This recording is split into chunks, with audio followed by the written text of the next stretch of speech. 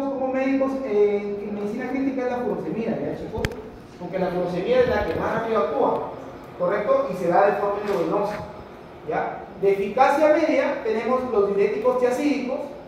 En este caso, estos actúan en el tubo contorneado distal, ¿sí? Las tiacidas. Y de eficacia ligera, por acá puede venir un par de preguntas para su examen, ¿ya? Ahorradores de potasio, como la espironolactona, ¿correcto? Y unos inhibidores también. Acá hay un fármaco importante, ¿ya? En el tubo contorneado proximal. Importante que ustedes conozcan que el manitol es un fármaco que nosotros usamos en operaciones y en cirugías neuroquirúrgicas. El manitol. ¿Algunos saben por qué se usa el manitol en ese tipo de intervenciones? ¿En qué? Perdón. En cirugías neuroquirúrgicas. Disminuye el edema. Disminuye el edema. Entonces nosotros tenemos una fractura de base de cráneo, por ahí, que Dios no quiera, algún paciente, algún familiar sufre un accidente de moto, se golpea la cabeza, ¿correcta? Tienen que operarlo. Lo que ustedes como médicos generales que ya llevaron farmacología pueden sugerir es que le instauren manitol a ese paciente, ¿correcto? Para que el edema no perjudique y no se enclave el paciente. ¿Ya? Eso ya lo van a ver más adelante. Entonces vamos a tener ahí los diuréticos que actúan directamente sobre las células de la nefrona, ¿sí? Y vamos a tener en primer lugar a los diuréticos de ASA. Son los más efectivos, ya les estaba diciendo y anticipando. Pueden inducir la excreción de un 15 o 25% del sodio filtrado, ¿correcto? El principal fármaco más importante de este grupo es la furosemida. Actúan fundamentalmente en la porción gruesa de la rama ascendente, donde inhiben el transporte del sodio, potasio y cloro de la membrana luminal al combinarse con el sitio de unión del cloro. De igual modo, los diuréticos de ASA presentan un efecto venodilatador poco conocido, pero este de acá es el que más usamos en medicina crítica, ¿ya chicos? Nuevamente, tenemos acá este diurético, ¿ya? ¿Para qué se usa? Su uso clínico en edemas principalmente, y nosotros como médicos de medicina crítica usamos el edema pulmonar. Muchos pacientes que ingresan a sala de operaciones, les cuento, están mal manejados desde que ingresan a la emergencia, y muchos de ellos tienen un exceso de volumen, ¿correcto? Y ese exceso de volumen, por la desesperación de que el paciente no se choque, llega a los pulmones. Y ese volumen que está en los pulmones lamentablemente hace que su saturación y su compliance pulmonar disminuya. Y si nosotros no sabemos manejar a esos pacientes, por más de que tú sepas manejar mecánicamente una vía aérea, el paciente se muere por sobrecarga de volumen. Entonces ahí entran los diuréticos de emergencia y en este caso la furosemida. ¿Ya chicos?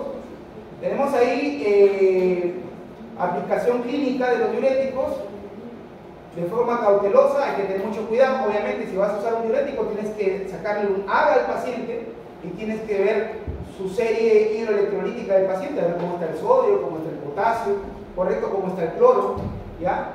El edema pulmonar agudo, como ya les estaba anticipando, es la principal indicación que nosotros tenemos. Doctor, ¿podemos dar furosemida a pacientes que ingresan a mi consultorio en el SERUM o en una medicina ambulatoria? Se podría dar, pero con mucho cuidado, con mucha cautela, por esta disminución que hace o excreción que hace del potasio y del cloro. Hay que tener mucho cuidado con eso, ¿ya chicos? Diuréticos que actúan en el túbulo distal, vamos a tener las tiacidas, ¿ya? Son menos efectivas que los diuréticos de ASA, también se usan, se prefieren para tratar la hipertensión no complicada, ¿correcto? Se une al sitio del cloro, el sistema cotransportador sodio y cloro distal, inhiben su acción y provocan natriuresis con pérdida del sodio y del potasio, ¿ya? Entonces vamos a tener ahí que van a excretar sodio y potasio. Son menos efectivos que los diuréticos de ASA, pero que también se usan, ¿ya chicos? Vamos a tener ahí la hidroclorotiazida. ¿Para qué se usa la hidroclorotiazida y por qué es importante y por qué es relevante? Porque se usa en la hipertensión arterial, ¿ya? Se usa en la hipertensión arterial como un fármaco de primera línea. Ya vamos a verlo cuál es la primera línea o primaria y cuáles son los fármacos antihipertensivos secundarios.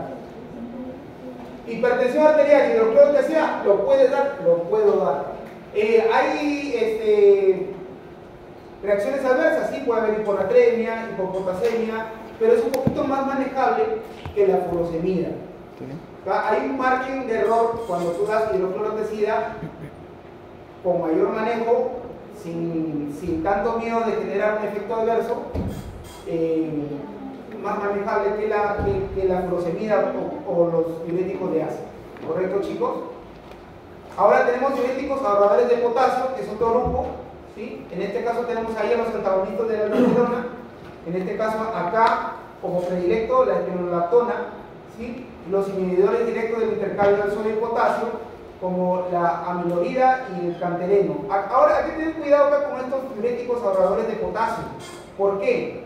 Porque estos diuréticos tienen muchas reacciones medicamentosas con otro grupo farmacológico. Entonces, si tu paciente por ahí está tomando yecas y tú le estás dando un diurético ahorrador de potasio, puede generar hiperpotasemia y puede generar paro cardíaco en el paciente. ¿Ya? Importante que conozcan ese datito que a veces uno ni por acá, pero es importante que si un paciente está tomando yeca porque es un paciente crónico, un adulto mayor que está con un dolor articular y está tomando su naproxeno, su celecoxib de forma crónica, y tú de buena gente porque tiene hipertensión le das un diurético ahorrador de potasio, tú lo puedes matar, ¿no? Tienes que tener mucho cuidado por las interacciones, pues es importante conocer los fármacos, ¿ya? Y las interacciones que hay en esto. Igual, el cantereno y la amilorida también tienen interacciones con los dietas, ¿correcto? Hiperpotasemia. Relevante, por ahí una preguntita de examen puede salir de ahí, ¿ya? Los diuréticos osmóticos, ya hablábamos ahí del manitol, que se usan en cirugías neuroquirúrgicas, sobre todo en traumatismos de base de cráneo. Tenemos ahí que van a aumentar la volemia del paciente, ¿ya, chicos? Estos diuréticos osmóticos generan un amplia aumento del tercer espacio para que no se pueda generar de alguna forma una disminución en la volemia y por consiguiente un shock o una parada cardiorrespiratoria, ¿no? Ahora, uno de los beneficios de estos diuréticos por un cambio en las presiones y un cambio de iones por excreción del sodio, vamos a tener una disminución en la presión intracraneal, como decía el alumno. Entonces es importante conocer esto, ¿verdad? El manitol es un diurético osmótico que va a generar una perfusión intravenosa en solución del 10 al 20%, así es la presentación, filtrado libremente en el homérico, no se absorbe. O sea, ¿qué quiere decir eso? Que no daña el homérico.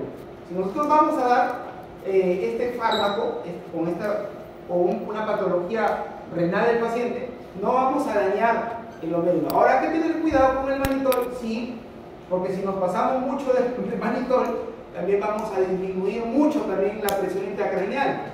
Entonces hay que saber calcular volúmenes para poder administrar este tipo de fármacos en los pacientes, ¿no? Pero principalmente la terapéutica es paciente que está con un accidente en base cráneo, manitol, lo primero. ¿Ya, chicos? Indicaciones: hipertensión intracraneal, hipertensión intraocular, ¿correcto, chicos? Hay que tener cuidado en los pacientes que están con insuficiencia cardíaca congestiva, ¿correcto? Ahora, este fármaco es poco conocido, el inhibidor de la anhidrasa carbónica, como lo dije en las diapositivas adelante, la acetazolamida, ¿sí? Es un fármaco que lo menciono porque está en la literatura, pero básicamente a nivel de la realidad nacional, la realidad local, no lo recetamos, o no lo recetan con normalidad este fármaco, ¿ya? Ahora, lugares de acción de los diuréticos es importante conocer, y es bueno acá que ustedes conozcan que la acetazolamida está en puntito 1, en el túbulo rectal proximal, aquí actúa, ¿sí? Compuestos osmóticos como el manitol también actúa a nivel del túbulo rectal proximal, ¿sí? Tenemos acá los fármacos de acción en el asa de Henle que actúan a nivel de la porción gruesa del asa de Henle, porción ascendente, ¿correcto? Los tiazídicos, ¿correcto? Que actúan a nivel del contorno distal, ¿sí? Y cada uno de estos está con un número, mire chicos. Para que usted, acá está el túbulo colector, acá en el 5, ¿quién actúa? Los antagonistas de la aldosterona, ¿sí? Entonces ya va a tener tiempo ustedes para que puedan repasar este gráfico, ¿ya? Porque va sí o sí a venirles una preguntita por ahí de un fármaco y del sitio de acción del fármaco, ¿ya chicos? Nuevamente, este ya es un plus que les doy, chicos. Diuréticos osmóticos, entre paréntesis el fármaco, mecanismo de acción y lugar de acción en el tubo.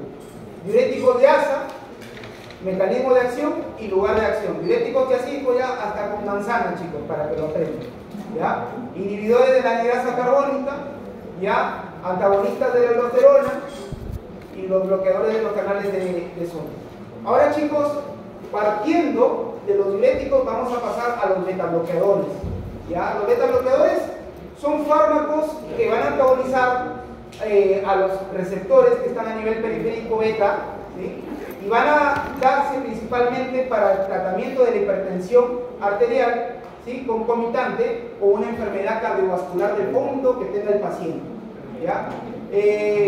Su farmacodinámica reduce la presión arterial principalmente a través de la disminución del gasto cardíaco, ¿correcto? También puede reducir el flujo simpático del sistema nervioso central e inhibe la liberación renal de renina. Disminuye la formación de la angiotensina 2 y la secreción de aldosterona. El prototipo de esta clase de fármacos es el propanolol, ¿correcto? Que actúan sobre los receptores beta 1 y beta 2, ¿ya? Y los antagonizan, ¿correcto, chicos? ¿Cuáles son los usos terapéuticos? Son más eficaces para tratar la hipertensión en los pacientes de raza blanca. Toda esta literatura, chicos, es una literatura anglosajona. Los libros como el Goodman y Hickman son americanos y siempre ponen razas ahí, raza negra, raza blanca, y eso no lo digo yo, sino dicen los libros, ¿correcto, chicos? Entonces, las enfermedades que se aconsejan la utilización de este fármaco es la enfermedad pulmonar obstructiva crónica grave, la insuficiencia cardíaca congestiva crónica, las vasculopatías periféricas oclusivas sintomáticas, ¿correcto? Que son más frecuentes en las personas de edad avanzada y los diabéticos. Los antagonistas adrenérgicos beta son útiles para tratar ciertos procesos como la taquiarritmia supraventricular, el infarto de miocardio previo, la angina de pecho, la insuficiencia cardíaca crónica y la cefalea migrañosa. Ahora, doctor, los betabloqueadores los puedo yo dar de primera línea. Se aconseja que se dé después de haber, ya vamos a ver la diapositiva, dado otros fármacos antihipertensivos, ¿ya? Activo por vía oral, el más conocido y el que más se utiliza es el propanolol. Existen muchos más, ¿ya? Experimenta un metabolismo del primer paso, amplio y muy variable. Puede transcurrir varias semanas antes de que aparezcan todos sus efectos. Sus efectos adversos pueden causar bradicardia, efectos sobre el sistema nervioso central, fatiga, somnolencia. También puede disminuir la libido, produce impotencia, ¿correcto, chicos? Puede alterar el metabolismo de los lípidos, causar la disminución de las lipoproteínas de alta densidad de colesterol y aumentar los triglicéridos, ¿verdad? La retirada brusca de estos fármacos, de estos beta bloqueadores, puede inducir angina de pecho, infarto de miocardio, incluso muerte súbita. Este hecho aconseja la reducción gradual. Si vas a retirar este fármaco, hay que retirarlo durante 2 a 3 semanas, disminuyendo la dosis. Nunca se retira de golpe los beta bloqueadores. Ahora vamos a hablar sobre el ODIECA. Nuevamente el cuadro insignia del ODIECA, ¿no? Que van a actuar inhibiendo la angiotensina 2 por inhibición de ¿qué? De la enzima inhibidora convertidora de angiotensina a nivel pulmonar, que es la que hace que pase de la angiotensina 1 a la angiotensina 2. No hay mucho rollo acá, no hay mucha ciencia, simplemente acá es donde bloquea el ODIECA con esta enzima la angiotensina, ¿ya? Entonces, ¿qué es lo que genera este bloqueo? Va a disminuir la actividad simpática, ¿correcto? Por consiguiente va a aumentar la actividad parasimpática, vasodilatación, va a disminuir la absorción del sodio, ¿correcto? Va a generar vasodilatación, ¿correcto? Y va a generar de alguna forma a nivel periférico vasodilatación, que es lo que queremos, ¿ya? Acciones del ODIECA: disminuir la presión arterial a través de la reducción de la resistencia vascular periférica. Estos fármacos bloquean al ECA, enzima que disocia la angiotensina 1 a la angiotensina 2, ya esto ya lo hemos visto en el fármaco. Su acción terapéutica son más eficaces, como les dije en la literatura, raza blanca y los jóvenes. Sin embargo, cuando se combinan con un diurético, su eficacia es similar en los hipertensos de ambas razas, blanca y negra. Son eficaces en el tratamiento de los pacientes con insuficiencia cardíaca crónica. Correcto, es un tratamiento estándar, los YECA, o de primera línea. Si vas a dar un tratamiento de primera línea, puedes dar un YECA. ¿Ya, chicos? Los efectos adversos consistentes es la tos seca en aproximadamente el 10% de los casos. Por ahí puede haber una preguntita de examen, ¿por qué se produce la tos?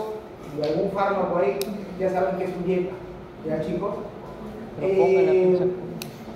Ahí es importante que también vamos a tener que estos pacientes pueden generar hiperpotasemia, hay que tener cuidado con los niveles de potasio en estos pacientes, por eso lo pongo en negrita.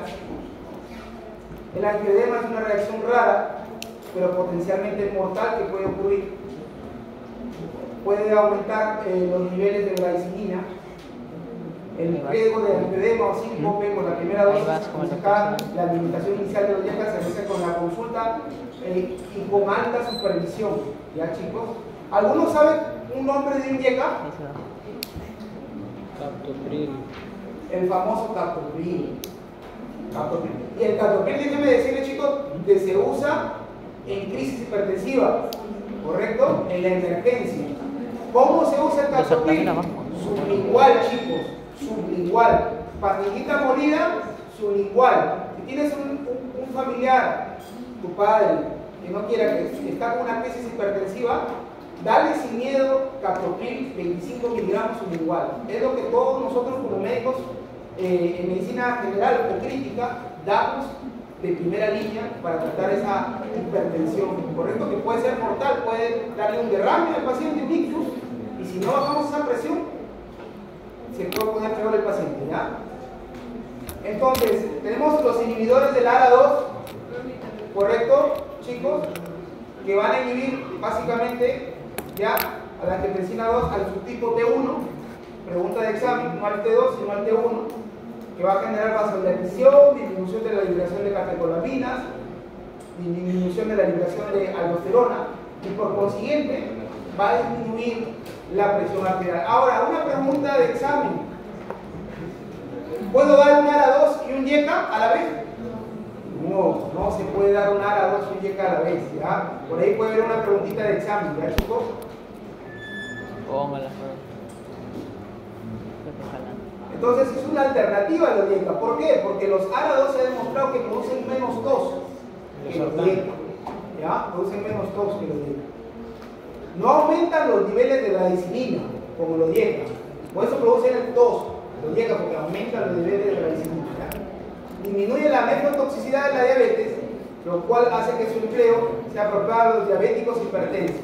¿Correcto, chicos? ¿Alguno tiene algún nombre de un ARA2? Los Sardán. Y este fármaco, chicos, es un fármaco que particularmente yo no lo conozco en el Perú, pero es un inhibidor de la renina, ¿ya? El alistireno. Por ahí puede haber una preguntita de examen: fármaco que inhibe directamente a la renina, el alistireno. Este fármaco prácticamente corta toda la cadena, ¿no?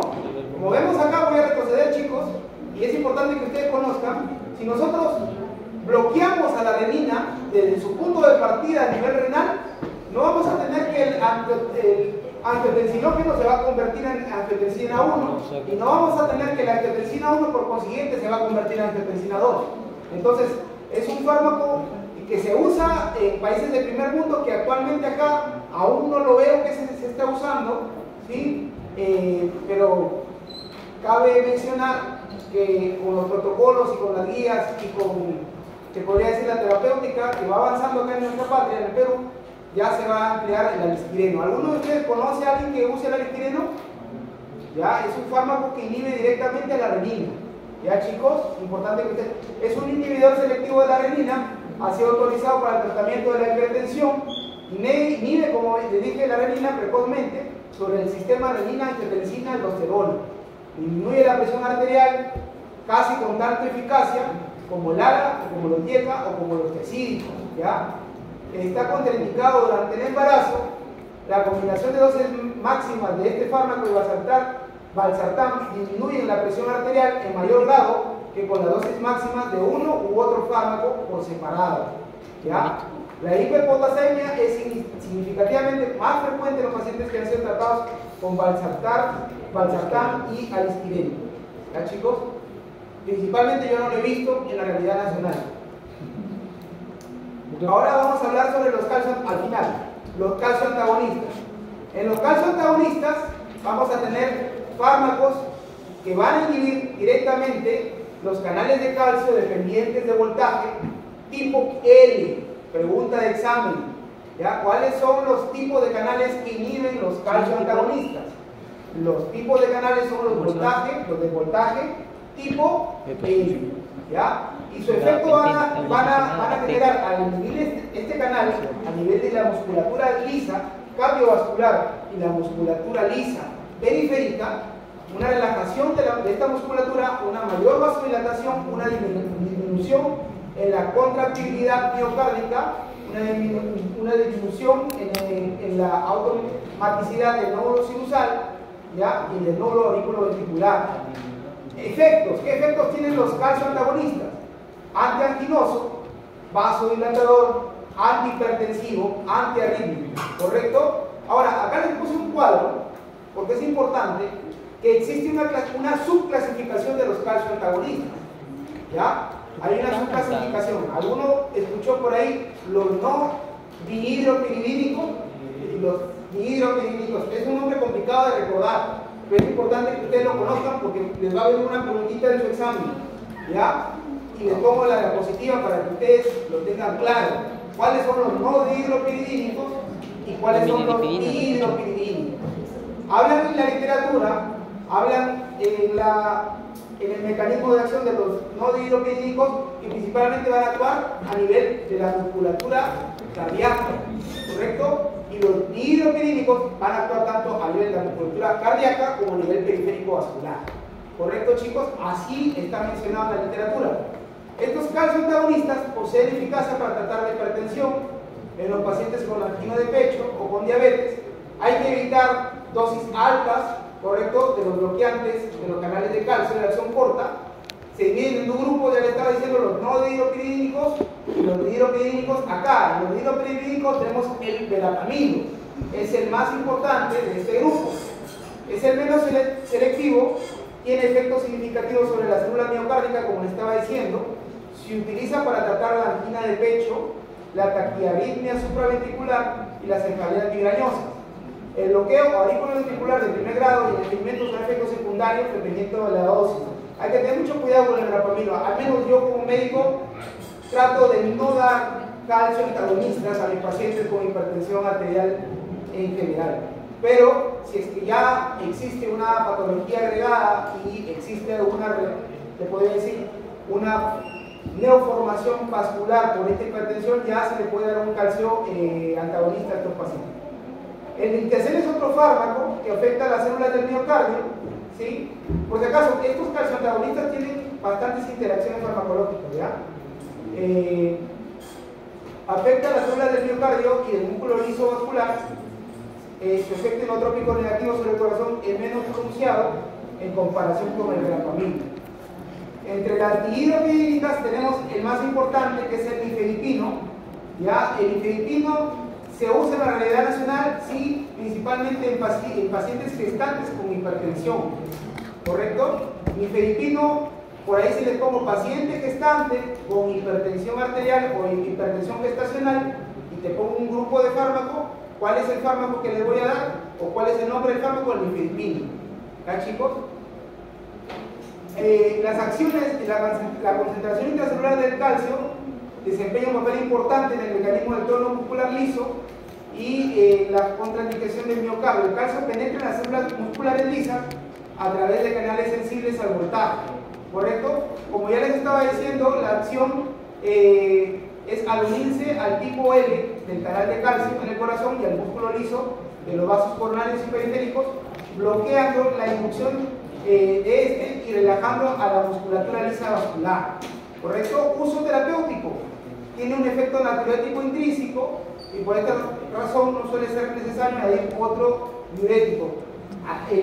Los calcio antagonistas, aparte de generar una acción a nivel de relajación vascular, cardíaca y periférica, también tiene un efecto diurético, ¿ya? Tengan en cuenta eso. La farmacocinética, la mayoría de estos fármacos tienen semivida corta, de 3 a 8 horas, después de una dosis por vía oral, por lo tanto es necesario administrar 3 veces al día.